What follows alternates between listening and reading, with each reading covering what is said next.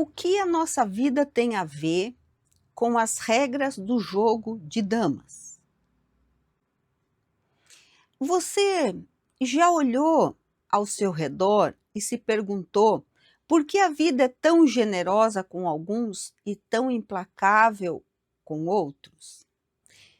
Por que alguns nascem em berço de ouro, com saúde e inteligência acima da média, enquanto outros enfrentam limitações severas desde o primeiro suspiro? Será que somos passageiros de um trem cujos trilhos já foram assentados muito antes de nascermos?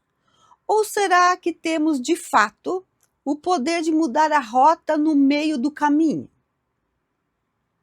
Essa dúvida não é apenas teórica, ela é o que define como você encara os seus problemas, seus sucessos e principalmente suas dores. Se tudo é destino, se tudo já está com as cartas marcadas, para que lutar? Por outro lado, se tudo é liberdade, por que falhamos tanto?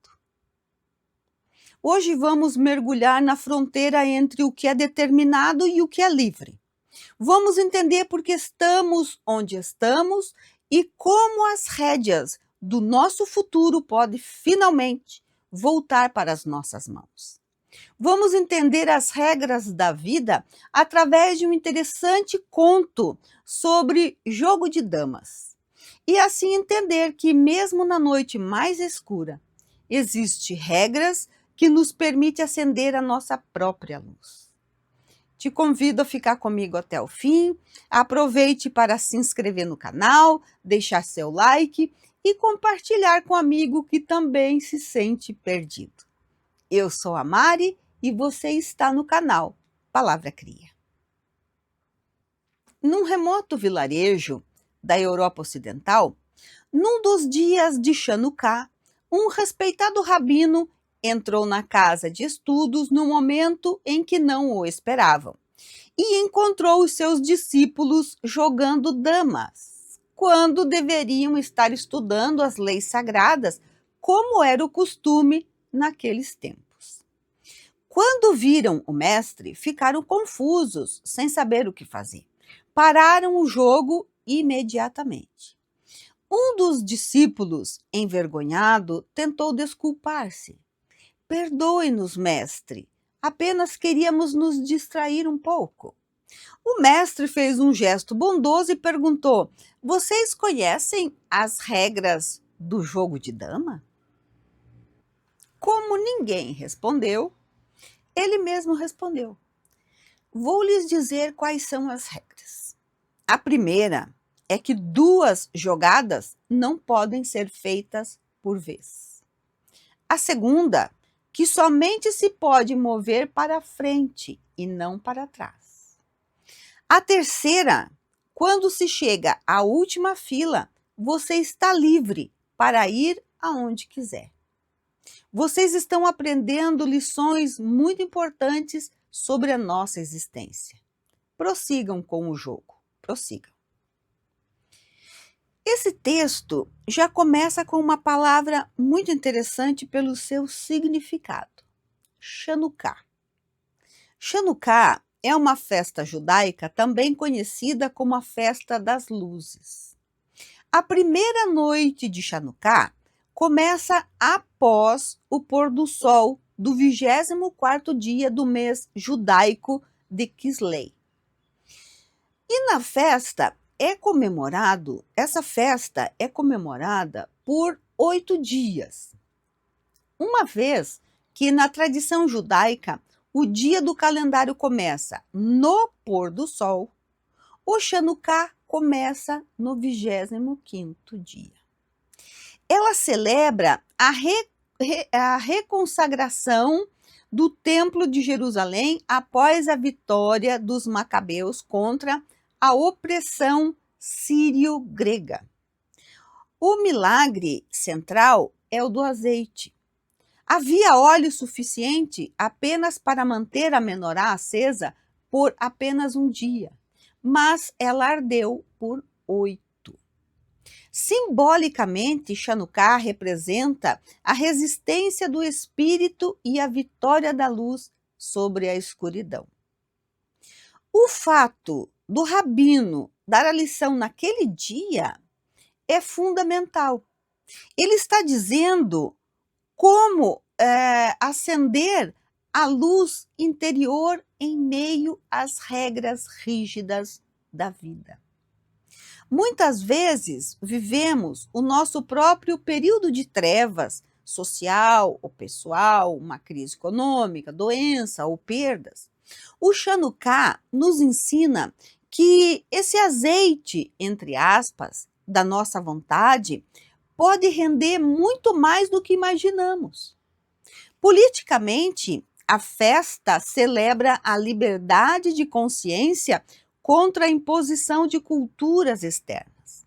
No jogo de damas da vida, entender o cenário em que jogamos é o primeiro passo para não sermos apenas peças passivas. Qual é a pequena chama que você ainda mantém aceso dentro de você, mesmo que tudo ao redor pareça escuro? Quero muito que você reflita sobre isso. E se quiser comentar, será legal. Vamos destrinchar esse conto. A primeira regra é que 2 jogadas não podem ser feitas por vez. Trazendo para a nossa vida, podemos pensar que Jesus disse que não podemos servir a 2 senhores. É preciso escolher a Deus ou a Mamon. Dentro desse pensamento, vamos lembrar da parábola do moço rico. Então, aproximando-se dele, um homem disse: Mestre, que bem devo fazer para adquirir a vida eterna? Respondeu Jesus: Se queres entrar na vida eterna, guarda os mandamentos. Que mandamentos? Retrucou o moço. Disse Jesus: Não matarás, não cometerás adultério, não furtarás, não darás falso testemunho, honra teu pai e tua mãe, e ama teu próximo como a ti mesmo. O moço respondeu: Tenho praticado todos esses mandamentos desde que cheguei à mocidade. O que é que me falta ainda? Disse Jesus: Se queres ser perfeito, vai, vende tudo o que tens, dá aos pobres e terás tesouro no céu. Depois vem e segue-me. Ouvindo essas palavras, o moço se foi todo tristonho porque possuía grande fortuna. Jesus disse então a seus discípulos: Digo-vos em verdade que é bem difícil que um rico entre no reino dos céus. É mais fácil que um camelo passe pelo buraco de uma agulha do que entrar um rico no reino dos céus. Vamos refletir essa parábola. O moço da parábola era gente boa, mas na hora que teve que abrir mão da riqueza, ele pulou fora. Jesus não está dizendo que quer seus filhos pobres. Ele está dizendo: desapega do que te domina. Transforma o que tens em bem em ajudar ao outro.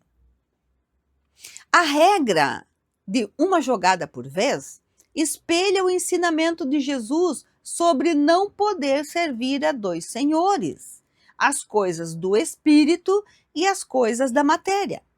O moço rico queria a vida eterna, que é a jogada do espírito, mas não queria largar a posse material, que é a jogada da matéria.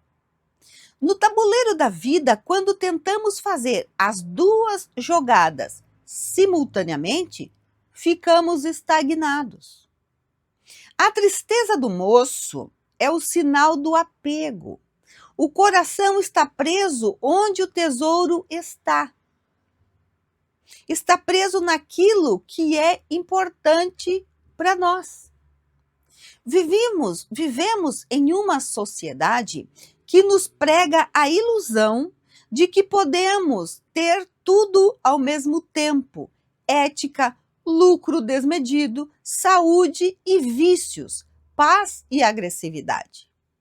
A lição de Jesus para o moço rico não era sobre ficar pobre, mas sobre transformar posse em serviço. Usar a riqueza para criar emprego, dignidade, ao invés de ser escravo dela. Qual é o apego que está impedindo você de fazer a sua próxima jogada em direção à evolução? Eu sei que você não vai responder. Então, envie esse vídeo para aquele amigo que também precisa entender essas regras. A segunda regra é que somente se pode mover para frente e não para trás. Allan Kardec pergunta se podem os espíritos degenerar. Resposta: não. Concluindo uma prova, o espírito fica com a ciência que daí lhe veio e não a esquece. Pode permanecer estacionário, mas não retrograda. No jogo de damas, as peças comuns só avançam. No espiritismo e na filosofia, isso é a lei de progresso. Você pode parar no caminho por teimosia ou vício. Como uma criança dócil que aprende rápido versus uma voluntariosa que demora a ceder. Mas o conhecimento é como a luz de Chanukah. Uma vez acesa, ela não volta a ser treva. O que você aprendeu com a dor já faz parte da sua ciência, do seu saber. Isso nos tira o peso do medo do inferno ou da queda eterna. O erro não é um retrocesso, mas um estacionamento. O sofrimento que experimentamos é muitas vezes o atrito de tentarmos andar para trás em um tabuleiro que só permite ir para frente. A evolução é o destino fatal de todos nós. A velocidade desse caminhar é escolha nossa. Você está aceitando os aprendizados das suas dores passadas ou está tentando teimosamente voltar a ser quem era antes de aprender a lição? Eu lembro, no tempo da pandemia, as pessoas dizerem: espero que não demore para que tudo volte ao normal. Que normal? Que normal? Me ajude compartilhando esse vídeo. Eu tenho certeza que você conhece um amigo que precisa muito ouvir o que eu estou falando. Sua inscrição no canal e seu like também me ajuda. A terceira regra é que quando se chega à última fila, você está livre para ir aonde quiser. O espírito só está verdadeiramente preparado para a liberdade no dia em que as leis universais que lhe são externas se tornem internas e conscientes pelo fato de sua evolução. Chegar à última fila é atingir a maturidade moral. Para o iniciante, as leis parecem determinismo ou limitação. Para o sábio, as leis são a própria natureza de suas ações. Jesus falava disso ao dizer que não veio destruir a lei, mas cumpri-la. Quando nos tornamos a dama no jogo, não infringimos as regras. Nós as dominamos, tanto que elas não nos prendem mais. aprendemos a nos governar a nós mesmos. Redundância a nos governar a nós mesmos, a nos governarmos. Enfim, aprendemos. Ai, ai. A verdadeira liberdade não é libertinagem, não é fazer qualquer coisa, mas é autonomia, dar-se a própria lei. Socialmente, somos livres quando não precisamos de leis externas para sermos éticos. Enquanto agimos pelo medo da punição, ainda não estamos nas primeiras fileiras do tabuleiro. Quais são as leis da vida que você ainda vê como obrigações chatas? E quais você já pratica por puro prazer e convicção? Se quiser comentar, com certeza eu lerei. Assim como em Chanuká, o milagre só aconteceu porque alguém se deu ao trabalho de acender a primeira chama e manter o Templo limpo. templo limpo. O milagre da nossa libertação ou do nosso livre-arbítrio depende da nossa coragem de aceitar suas responsabilidades e sermos conscientes das regras da vida.